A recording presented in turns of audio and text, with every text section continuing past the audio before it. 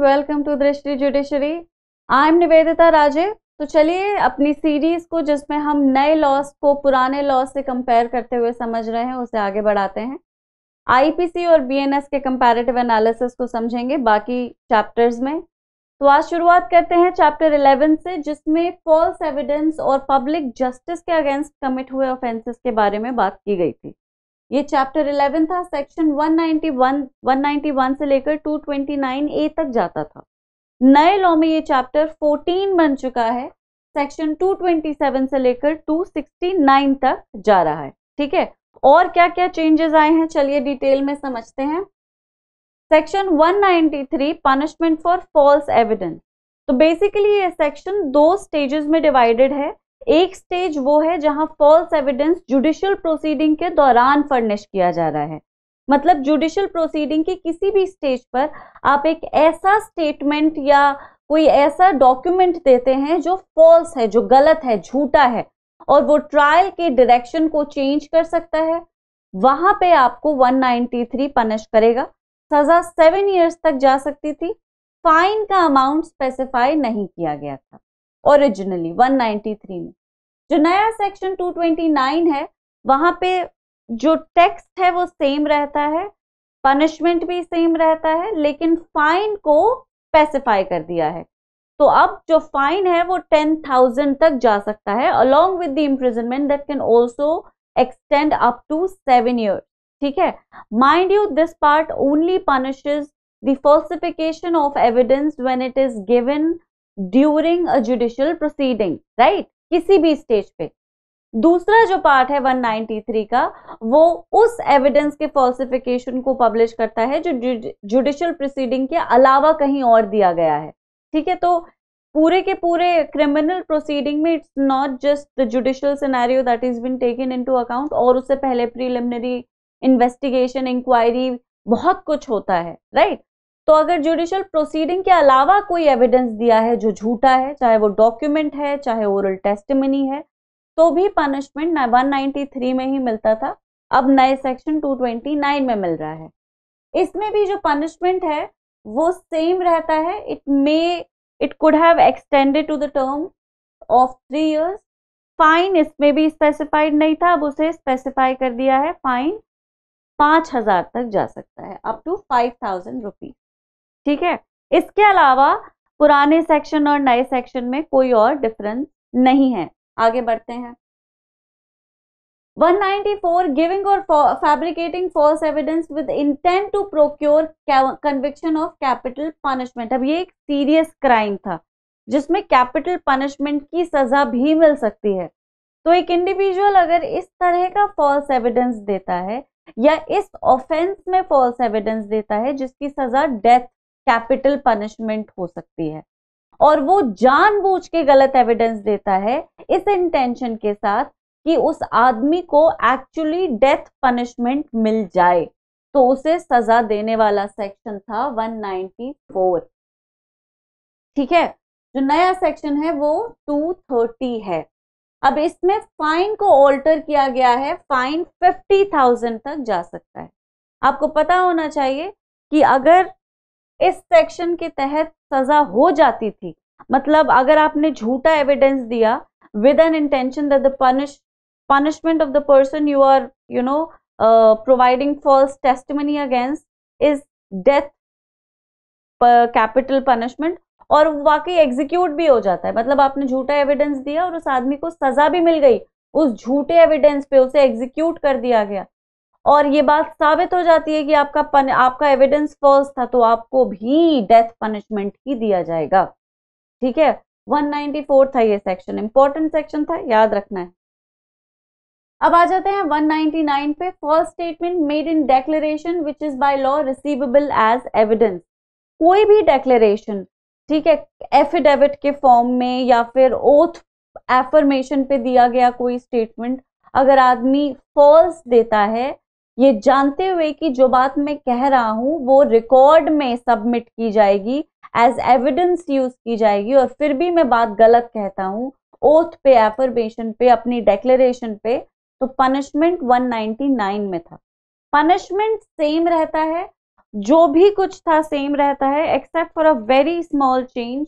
यहाँ पे court of justice word का यूज किया गया था, उसे रिप्लेस कर दिया है द वर्ड कोर्ट ने, that's it.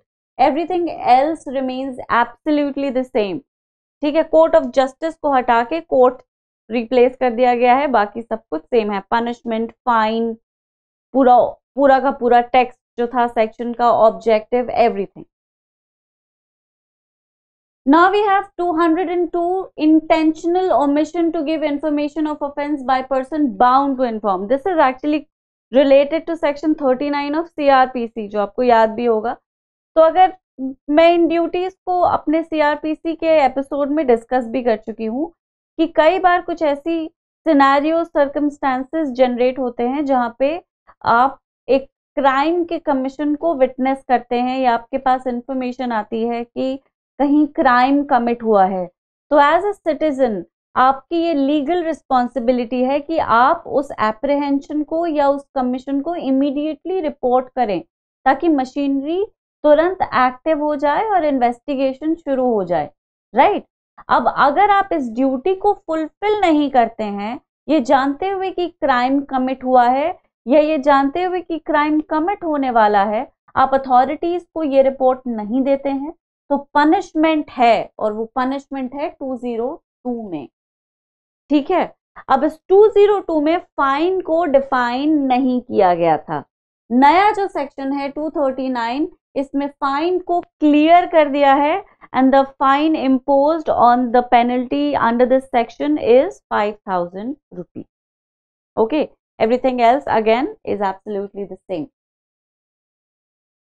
Destruction of document or electronic record to prevent its production as evidence. तो कोई भी एविडेंस अगर म्यूटिलिएट कर दिया जाता है, डिस्ट्रॉय कर दिया जाता है, टेम्पर किया जाता है, फैब्रिकेट किया जाता है, बस इस इंटेंशन से कि वो एविडेंस बतौर एविडेंस यूज ना किया जा सके। ठीक है, अब इससे क्या होता है, ये कोर्ट को गुमराह करने के लिए किया जा सकता है, पनिशमेंट को रोकने के लिए किया जा सकता है, ऑफेंडर को स्क्रीन करने के लिए किया जा सकता है, बचाने के लिए किया जा सकता है, लीगल जुडिशियल प्रोसीडिंग्स को डिले करने के लिए किया जा सकता है। बहुत सारे इंटेंशंस हैं, इन इंटेंशंस को स्पेसिफिकली मेंशन नहीं किया है, बट जो कंस्ट्रक्शन है वो यही निकलता है कि अगर आप एविडेंस को डिस्ट्रॉय, म्यूटिलिएट, फैब्रिकेट, कंसील करने की कोशिश करते हैं या कर देते हैं बस इसलिए ताकि उस एविडेंस को लीगल प्रोसीडिंग्स में यूज ना किया जा सके, तो आप क्राइम कर रहे हैं। It is criminally offensive and it is punishable under section 204. It use to be punishable under section 204। अब जो नया सेक्शन है वो पनिशमेंट दे रहा है 241 में। ठीक है, पहले इस सेक्शन में जो पेनल्टी थी वो 2 साल की थी और फाइन स्पेसिफाई नहीं किया गया था। जो नया 241 है उसमें इम्प्रिजनमेंट को 3 साल तक बढ़ा दिया है और फाइन को अप टू 5000 डिफाइन कर दिया गया। ठीक है, ज्यादातर सेक्शंस में if one analyses the broader scheme of IPC, we definitely can safely conclude कि IPC की स्कीम के मुकाबले BNS की स्कीम थोड़ी ज्यादा प्यूनिटिव है। मतलब उसमें किसी भी सेक्शन में अगर आप देखें तो पेनल्टी थोड़ी बढ़ के ही आई है हर सेक्शन में लगभग। ठीक है, मेजॉरिटी जो चेंज आया है वो यही आया है कि क्राइम को इनकॉर्पोरेट किया गया है ताकि वो मॉडर्न एरा के साथ अलाइन कर सके। ऑफ कोर्स बाकी जो पुराने क्राइम्स थे जिनको बदस्तूर वैसे ही रखा गया है उनमें पेनल्टी को बढ़ा दिया है। तो जो प्यूनिटिव नेचर है इस कोड का वो थोड़ा ज्यादा स्ट्रिक्ट है, पनिशमेंट ज्यादा है। ठीक है, करना पड़ता है कई बार जब चीजें हाथ से निकलती होती हैं और you need to make law more strict so that people are it basically discourages a person from committing an offense, क्योंकि उसे पता है कि अगर मैंने किया तो सजा बहुत मिलेगी। छोटी मोटी सजा से कई बार लोग डरते नहीं हैं, it becomes something amusingly unusual for them जैसे usual for them, not unusual, usual for them. जैसे मैंने कोर्ट कचहरियों में भी देखा है कि लोग बहुत ही, जब मैं प्रैक्टिस करती थी कि यूं ही लोग आ जाते थे और when specially when they had committed an offence, आपको वकील को तो बताना ही पड़ेगा ऑब्वियसली, ठीक है। तो जब वो कहते थे कि कोई बात नहीं वकील साहब, बहुत से बहुत 6-7 एक महीने के लिए अगर जाना पड़े तो चला जाऊंगा, मतलब you know spending 6-7 months, may be even 1 up to, मतलब 1 साल से लेकर 3 साल तक की भी सजा आदमी को खलती नहीं है फॉर सम रीजन, स्पेशली उन एरियाज में जहाँ पे क्राइम ज्यादा रैम्पेंट है ना, क्योंकि ये जनरली जो लोग होते हैं वो गैंग से बिलोंग करते हैं और बहुत इनके इन्फ्लुएंशियल लोगों के साथ ताल्लुकात होते हैं, and they are very confident कि मैं स्ट्रिंग्स पुल करूंगा तो परोल पे बाहर आ जाऊंगा, बेल पे बाहर आ जाऊंगा, अपील में छोड़ दिया जाऊंगा। So they are not really scared of punishment of 1 to 2-3 years, doesn't really bother them. शायद ये भी एक रीजन है कि पनिशमेंट्स को थोड़ा बढ़ाया गया है और ऑर्गेनाइज्ड क्राइम को इंट्रोड्यूस किया गया ताकि इन लोगों को ठीक से पनिश किया जा सके, इन लोगों को भी डराया जा सके। आदमी कितना ही हैबिचुअल ऑफेंडर क्यों ना हो, जिंदगी के 7-8 साल जेल में काटना नहीं चाहेगा, राइट। अब आ जाते हैं हम सेक्शन 206 पे, फ्रॉडुलेंट रिमूवल और concealment of property to prevent its seizure as forfeited और इन एग्जीक्यूशन। तो फोरफीचर में या किसी भी लीगल प्रोसेस के एग्जीक्यूशन में अगर प्रॉपर्टी को सीज करने का ऑर्डर दिया गया है अटैचमेंट की वजह से या फोरफीचर की वजह से, मतलब फोरक्लोजर में भी प्रॉपर्टी सीज हो जाती है, अटैचमेंट में भी प्रॉपर्टी सीज हो जाती है, सब कुछ कोर्ट ऑर्डर से होता है, right. So it is an execution of a legal process. तो उस एग्जीक्यूशन के चलते अगर प्रॉपर्टी सीज करने का ऑर्डर आया है और उसको सीज होने से पहले ही कोई इंडिविजुअल उस प्रॉपर्टी को छुपा देता है, उसे ट्रांसफर कर देता है या कुछ ऐसा करता है कि उसको सीज करना डिफिकल्ट या इम्पॉसिबल हो जाए, तो आप लीगल प्रोसेस को इंटरफेयर कर रहे हो, और इसकी सजा सेक्शन 206 दिया करता था। जो नया सेक्शन है वो 243 है। पनिशमेंट मैक्सिमम 2 years तक का था, court of justice word use किया गया था और फाइन को स्पेसिफाई नहीं किया था। जो नया सेक्शन है उसमें पनिशमेंट की अपर लिमिट को बढ़ा दिया है, वो 2 से 3 साल हो गई है, फाइन 5000 हो गया है और कोर्ट ऑफ जस्टिस को कोर्ट ने रिप्लेस कर दिया, ठीक है। चलो ओके, अब आ जाते हैं 2047, fraudulent claim to property to prevent its seizure as forfeited or in execution. The same principle, but instead of transferring, concealing or doing anything which is preventing that property from being seized, you prevent it using another way.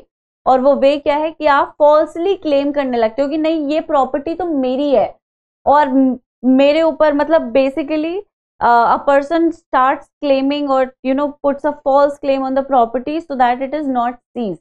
ऐसा है, इसको ऐसे example की तरह समझ सकते हैं कि एक ही प्रॉपर्टी को सीज करने का ऑर्डर आया, अटैच करने का, ताकि उसके अपीयरेंस को कंपेल किया जा सके। पता ही है आपको कि one of the process to compel appearance is attachment, ठीक है।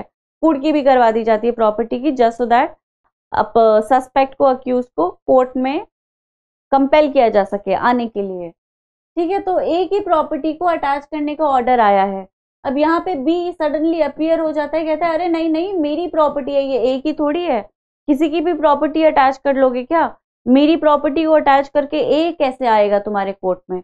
तो अब ये जो झूठा क्लेम है ये इस अटैचमेंट को प्रिवेंट कर देगा। ऑब्वियसली अटैचमेंट ए को कंपेल करने के लिए था, अगर वो प्रॉपर्टी ए की है ही नहीं तो उस अटैचमेंट का क्या ही फायदा, राइट। अब ये बी का जो फॉल्स क्लेम है ये इस अटैचमेंट को रोक देगा और कोर्ट की प्रोसीडिंग्स को डिले कर देगा। तो अगर ये क्लेम फॉल्स है और बस इस अटैचमेंट को रोकने के लिए किया गया है तो इसका पनिशमेंट 207 में मिलेगा, ठीक है, मिलता था। हाँ, जो नया सेक्शन है जो इसे पनिश करता है वो 244 है। सेक्शन सेम रहता है बिल्कुल, court of justice word use किया गया था, अब उसे रिप्लेस करके कोर्ट कर दिया गया है, बस। Okay. 209 dishonestly making false claim in court. अगर आप कोर्ट में फॉल्स क्लेम करते हैं, मतलब झूठा केस कर देते हैं, ठीक है, तो यहाँ पे पनिशमेंट 209 में मिलेगा। And it is just so as to deceive court. Court को गुमराह करने के लिए अगर आप कोर्ट में झूठा मुकदमा या झूठा क्लेम कर देते हैं, it's not just a case, basically it's a claim of any kind, कोई भी झूठा क्लेम हो सकता है वो, just so that you can deceive the court. तो पनिशमेंट 209 में था, वर्ड्स कोर्ट ऑफ जस्टिस थे, रिप्लेस करके कोर्ट कर दिया है। और जो नया सेक्शन जो इसी चीज को पनिश कर रहा है वो 246। Okay. False charge of offence made with intent to injure. अगर किसी पर कोई ऐसा चार्ज लगाया जाता है या एक्यूजेशन एलिगेशन लगाया जाता है कि इस आदमी ने ऑफेंस किया है, ठीक है, और आपको पता है कि आपके चार्ज का, एक्यूजेशन का कोई प्रॉपर रीजनेबल ग्राउंड नहीं है, और आपको पता है कि आप झूठा चार्ज लगा रहे हैं, और आप ये सिर्फ इसलिए कर रहे हैं ताकि सामने वाले को किसी तरह की इंजरी हो सके, चाहे वो रेपुटेशन की हो। इंजरी को भी आईपीसी डिफाइन करता था, आपको पता ही होगा, बॉडी, माइंड, रेपुटेशन, प्रॉपर्टी, इन चारों के ऊपर किसी भी तरह की चोट इंजरी कहलाती है ना।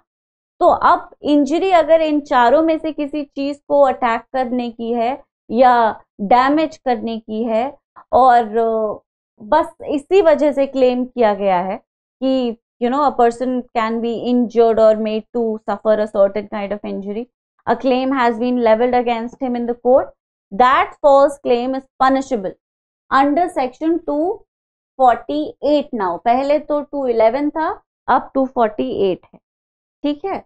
और इसकी सजा जो थी वो 2 years हुआ करती थी, अपर लिमिट को बढ़ा के 7 years, sorry, upper 2 to 7 years हुआ करती थी, मतलब मिनिमम 2 years, मैक्सिमम 7 years। अब उसे चेंज कर दिया है, मिनिमम 5 years, मैक्सिमम 10 years।